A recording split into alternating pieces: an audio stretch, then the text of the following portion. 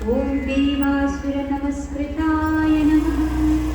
ॐ देवासुरमहामात्राय नमः। ॐ देवासुरगणाश्रयाय नमः। ॐ देवासुरगणाध्यक्षाय नमः। ॐ देवासुरगणाग्रण्ये नमः। ॐ देवातिदेवाय नमः। ॐ देवर्षये नमः। ॐ देवासुरवरप्रदाय नमः। ॐ देवासुरेश्वराय नमः। ॐ विश्वाय नमः। ॐ देवासुरमहेश्वराय